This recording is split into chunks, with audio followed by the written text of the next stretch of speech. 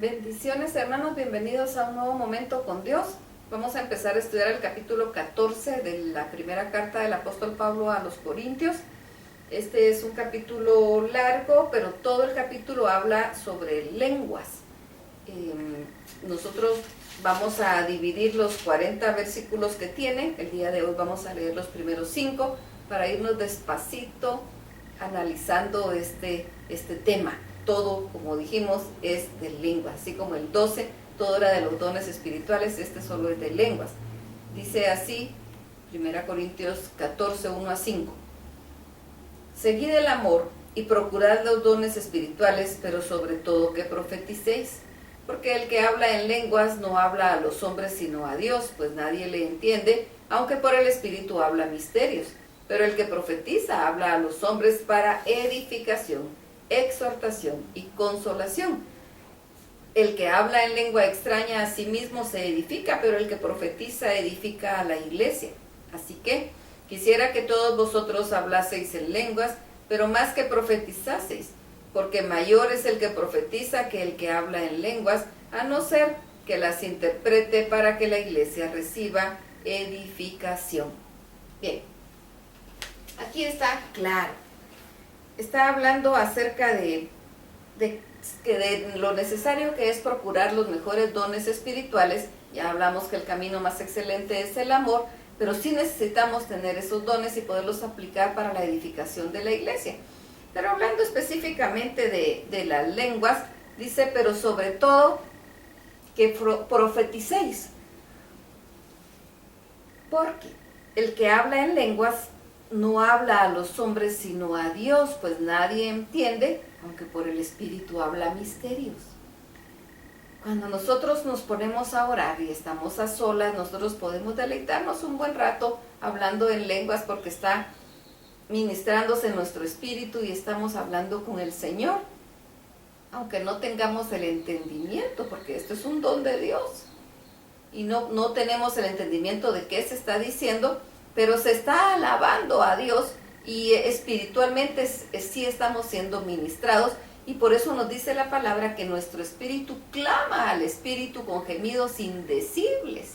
Ni siquiera comprendemos, pero está saliendo lo que realmente hay en nuestro corazón. Así que es una excelente forma de adorar, una excelente forma de comunicarnos con Dios cuando estamos a solas. Sin embargo, cuando estamos constituidos como cuerpo en la iglesia, pues habrá de repente un momento para poder hablar lenguas, pero aquí nos está haciendo la exhortación el apóstol Pablo que si se va a hablar en lenguas, pues solo que haya alguien que las interprete, porque si hay alguien que profetiza y va a hablar en el idioma en el que habla todo el pueblo, pues entonces hay edificación, exhortación y consolación, porque eso es algo que viene del Espíritu. Entonces, quien tiene don de profecía y empieza a hablar y a dar una profecía de parte de Dios, lo va a hacer en el idioma del pueblo y va a edificar al pueblo, va a exhortar al pueblo y también va a consolar al pueblo, porque son palabras salidas de la boca de Dios y que viene del Espíritu Santo para su iglesia. Dice: el que habla en lengua extraña a sí mismo se edifica, pero el que profetiza edifica a la iglesia. Así que a solas, perfecto. Constituidos como cuerpo, en profecía. Así que quisiera que todos vosotros hablaseis en lenguas, pero más que profetizaseis, porque mayor es el que profetiza que el que habla en lenguas, a no ser que las interprete para que la iglesia reciba edificación. Ya está bien, yo quisiera, dice el apóstol Pablo, que todos hablaran en lenguas, pero más que todos profetizaran. Necesitamos conocer para poder nosotros profetizar. Necesitamos tener un oído afinado para entender lo que Dios está diciendo y poderlo trasladar al pueblo. No podemos nosotros hablar de nuestro propio corazón, porque podemos decir cosas que no son.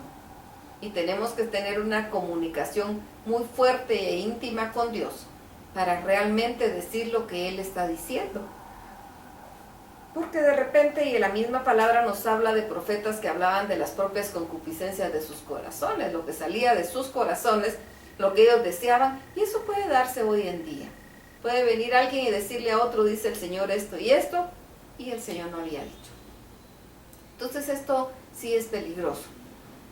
Necesitamos tener mucha comunicación con Dios, una verdadera vida en intimidad con Dios para tener nuestro oído bien afinado y poder escuchar la palabra que viene de Dios y poderla dar al pueblo.